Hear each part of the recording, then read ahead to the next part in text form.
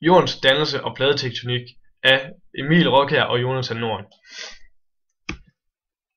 Vi kører helt tilbage til jordens dannelse, hvor The Big Bang skete, og efter det cirkulerede en masse materialer og asteroider rundt om solen. De stødte sig ind i hinanden og smeltede sammen. Efter tid dannedes der en større og større klump, der senere hen blev til jorden. Materialerne bestod af grundstoffer og plastiske på grund af den høje temperatur. Over tid sank alle de tunge materialer ind i midten af den store klump, på grund af at de havde højere densitet, og skabte en kerne midt i den store klump bestående mest af jern.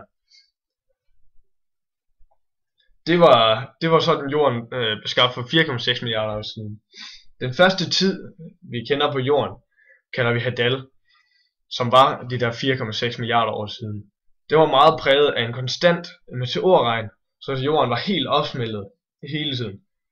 Jordens enorme varmeudvikling under Hadal og under meteorregnen skabte vulkaner i jordens indre, simpelthen for at afkøle jorden selv, ligesom når vi sveder.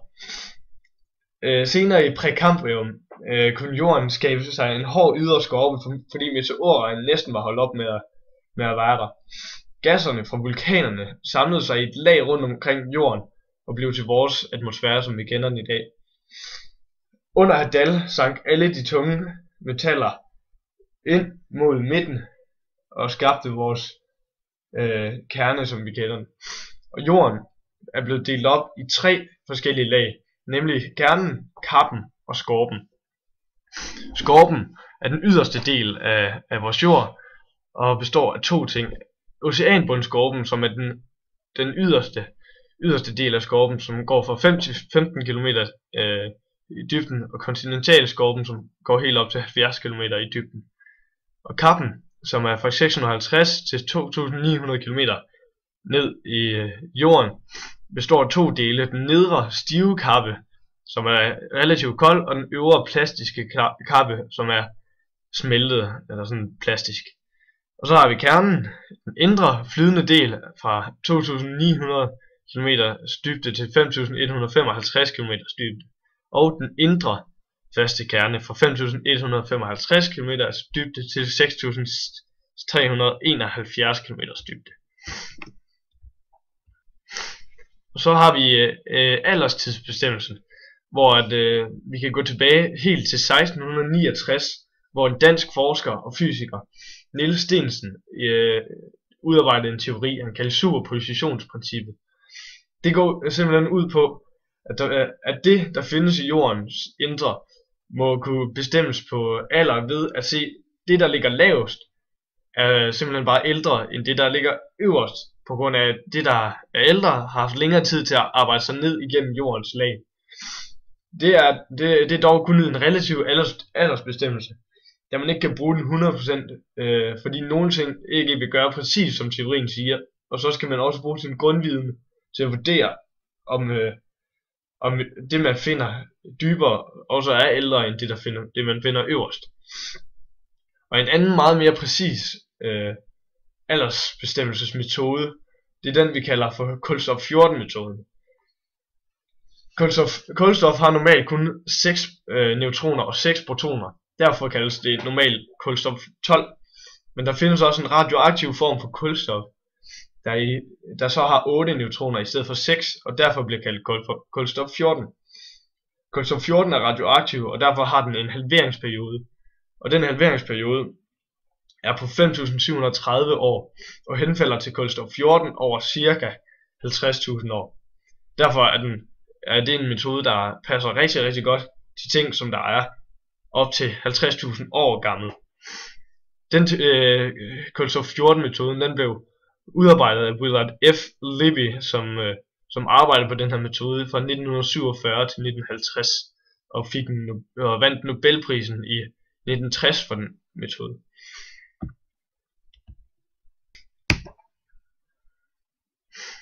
Okay, den geologiske cyklus, det er en cyklus, som sker i jordens indre og jordens ydre, altså de eksogene processer og de endogene processer.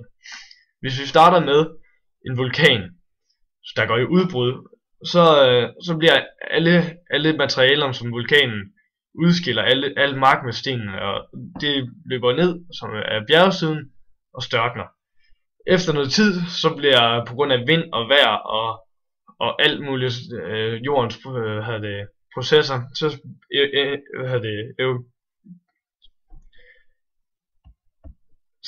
bliver de transporteret ud mod oceanerne og bliver aflejret på bunden af verdens have og ligger sig som en masse lag og sedimenterer og skaber et enormt tryk af de der lag, som der så bliver presset længere ned i jordens indre og bliver omkrystalliseret ved metamorfe.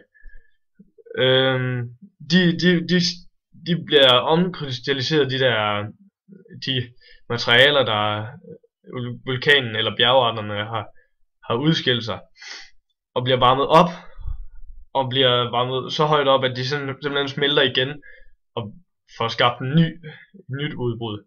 Det er noget, der sker hele tiden, over rigtig lang tid.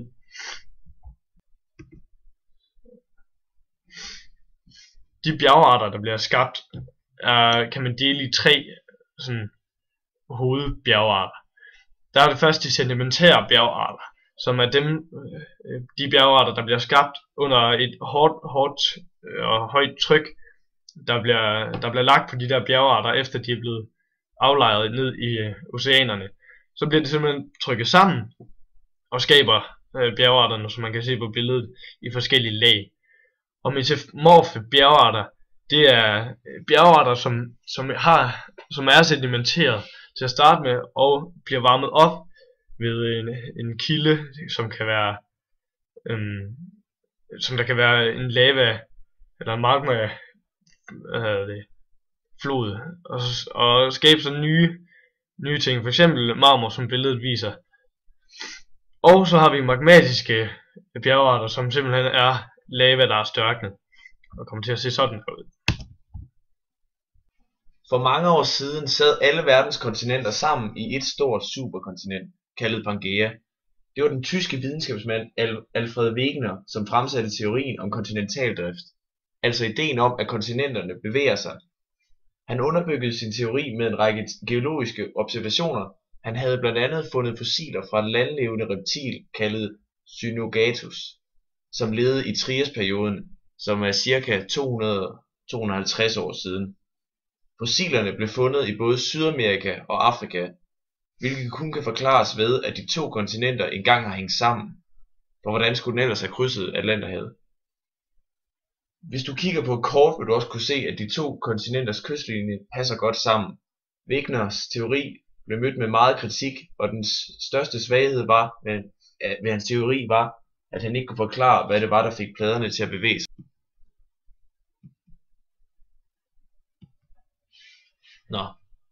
Efter 2. verdenskrig blev der sat meget fokus på forskning af oceanerne, og det satte skub i Wegeners teori om kontinentaldrift.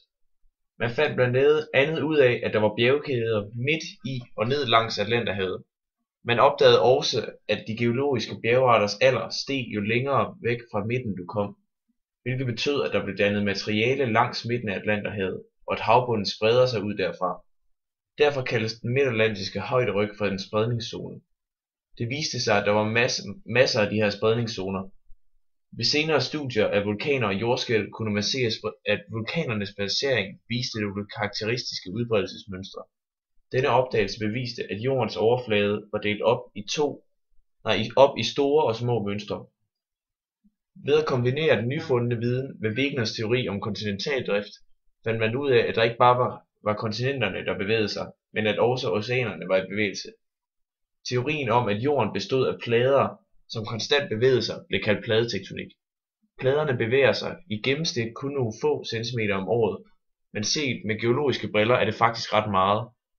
Sydamerika og Afrika er på vej væk fra hinanden, og en gang om mange år vil pladerne støde sammen igen og danne superkontinentet Pangea endnu. Pladerne bevæger sig både fra, imod og væk fra hinanden, hvilket resulterer i, at der er 3 forskellige pladegrænser: destruktiv, konstruktiv og bevarende. Konstruktive pladegrænser forekommer, når to oceanbundskorper bevæger sig væk fra hinanden.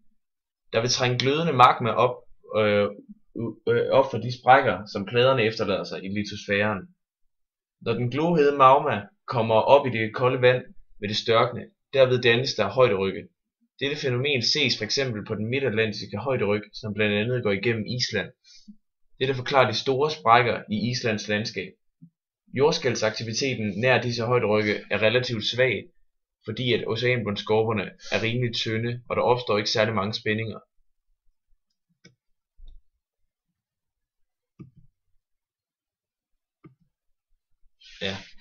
Ved den destruktive pladegrænse bevæger pladerne sig mod hinanden, og der kan forekomme tre forskellige slags sammenstød, afhængig af om det er den tynde og tunge oceanbundskorpe, eller de tykke, men lette kontinentalskorper. Hvis det er en kontinentalskorpe, som støder sammen med en oceanbundskorpe, vil oceanbundskorpen gå ned under kontinentalskorpen, hvor den efterhånden vil blive smeltet til magma. Det sted kaldes subduktionszonen. Den nyopsmeltede magma vil være forholdsvis let i forhold til sine omgivelser, og den vil derfor søge opad og danne vulkaner på overfladen. Der vil også opstå en enorm gnidningsmodstand mellem de to plader, og de vil derfor tit forekomme store jordskælv. Nogle steder kan havbunden være så langt under vandoverfladen, at der vil opstå dybdegrave i zonen mellem de to plader. Nogle gange kan kontinentalskorpen blive hævet, og det var på den måde dannes bjergkæder. Der sker næsten det samme, når to oceanbundskorper støder sammen. Bortset fra, at der ikke dannes bjergkæder, i stedet dannes der noget kaldet øbuer. De dybdegrave, som nogle gange vil opstå ved sammenstød, vil blive markant dybere, end når det er kontinentalskorper, som støder mod oceanbundskorpe. Et godt eksempel er Marianergraven, som med sine 11 km er den dybeste dybdegrav på jorden. Den sidste form for destruktive pladegrænser er, når to kontinentalskorper støder sammen. Her er de to lette plader, som støder sammen, og ingen af pladerne vil derfor subduceres.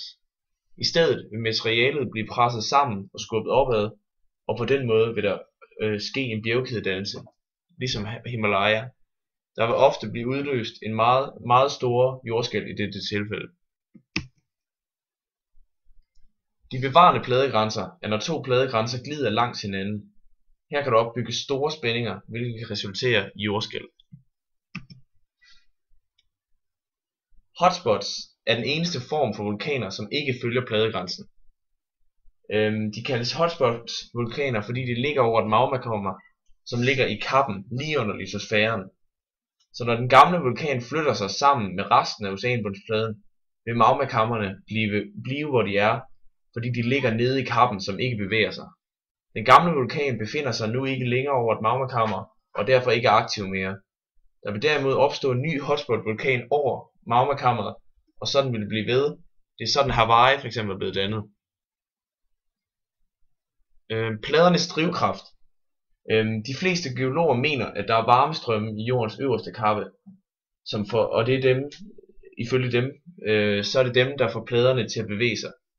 Når nogle af pladerne glider ned under hinanden, vil der også opstå en form for træk, og det nye materiale, som kommer op ved spredningszonerne, vil også være med til at holde pladerne i bevægelse.